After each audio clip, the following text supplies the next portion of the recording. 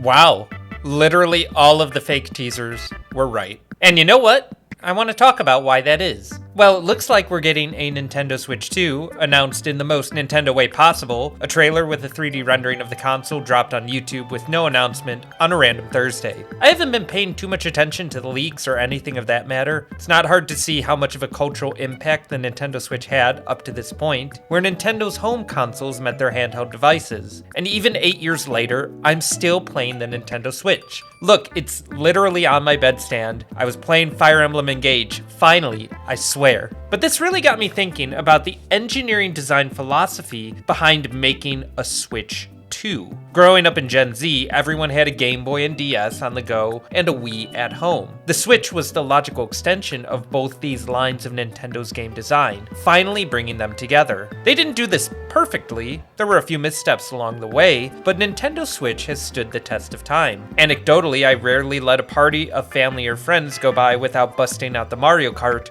or Smash Bros. Ultimate.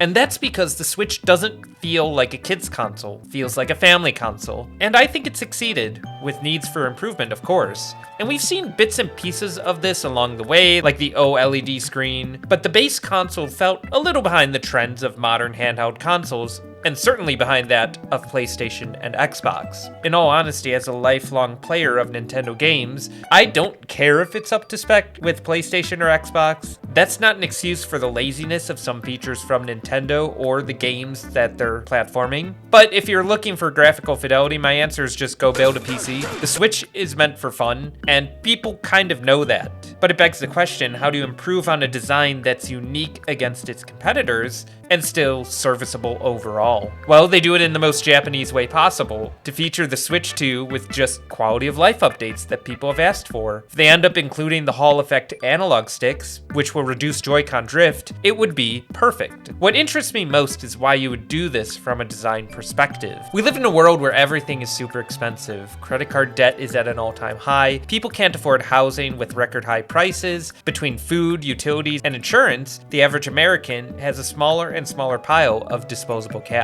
Some of my friends have said that they just won't buy a Switch 2 if it doesn't have something amazing to it, because it seems like every day we're just chasing those dopamine hits of things that are just wowing us. And while Nintendo has been an innovator on the fun side of consoles for a while, I'm wondering what people were expecting more with this one. The Switch 2 is everything I would have expected, and since I got roughly 8 years out of the first Switch, I would imagine I'd get 8 more out of the second. Now, like I said, since everything is so expensive, I'm not the one to typically keep upgrading for every console generation or every iPhone every few years. I actually just went up from an iPhone 8 to an iPhone 16 really recently, but given the vague details in the trailer alone, I think this one's going to be worth the upgrade. The sleeker color design gives it a more mature look compared to the bombastic blue and red, which I liked, but I understand why they want to go in this direction. And from an engineer design perspective, it's fascinating because they know we'll buy the console if it's reliable. Considering the Switch had a handful of flaws, it's serviceable for most people. The Japanese, historically, were not the innovators of the newest technology in any particular field. However, by observing the challenges of new technology, weighing the boons and banes, they are able to capture markets with a vice grip and improve beyond their competition. This is probably most evident in the auto industry, where Toyota has been far and away the most reliable brand of vehicles.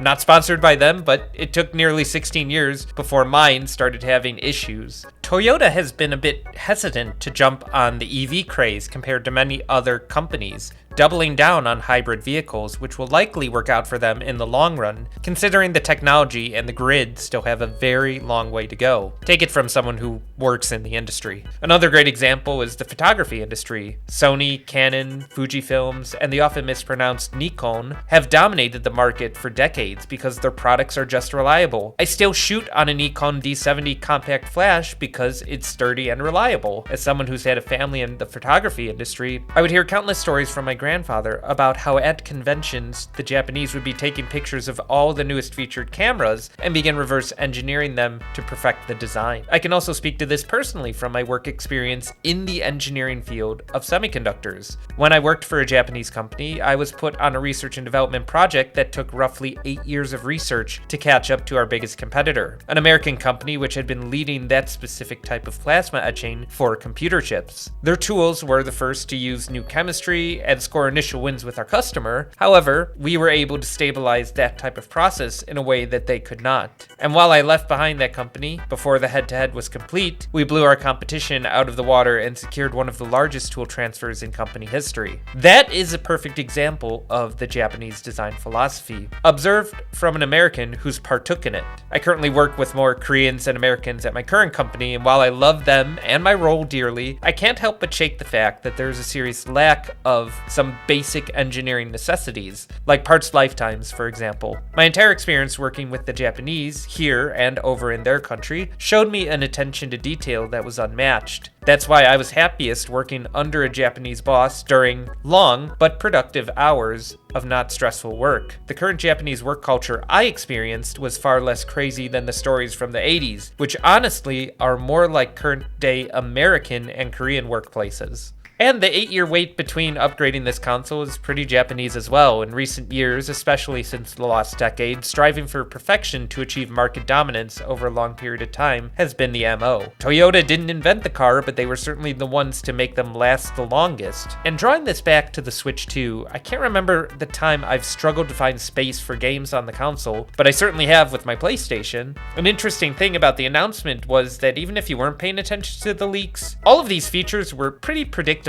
And one might think that's a very easily exploitable weakness in product design, because competitors can just advertise new features to draw new consumers in. But sometimes, especially in situations like we're in right now, people just want old reliable at the end of the day. Nintendo has a pretty good track record of ignoring the direction of Sony and Microsoft and doing their own thing, for better or for worse. There are two concepts that I think the design of the Switch and the Switch 2 really touch on, and why I don't think they deviate too much from them. Fukinsei, the beauty in asymmetry, and Shibumi, the beauty in being understated. Fukinsei has strong roots in Zen aesthetic and can be used to balance things that shouldn't be balanced. I immediately think of the Joy-Cons with this concept, while Shibumi is more precisely meant to be what is and what is not elaborated on. The drive to find something elegant in its simplicity without being intrusive. While I focus primarily on Japanese products with this video, this extends to things like interior design, architecture, food presentation, and much more. This gives things from Japan a distinct look compared to most other places in the world, and I think the original design of the Switch fell under these concepts, and the Switch 2 will hone them even more. But those are just my initial thoughts on what's been shown so far. I think some people are overreacting on things like how the Joy-Cons attach to the body of the system. I like it, and I myself will be buying one. I feel since this took so many years to come out, it's not a consume product and get excited for next product moment. I would like to hope that they're trying to make this the PS2 equivalent to the Switch, so we'll have to wait and see if audiences are as sanguine about it as I am. Let me know what you think in the comments below. I just felt really compelled to talk about it since I was pleasantly surprised to see the lack of outright negative press about the actual product. I'll be sure to give you all an update once I've finished Engage, but who knows, I might actually be finishing it on the Nintendo Switch 2 at this rate. God bless, and I'll see you all next time.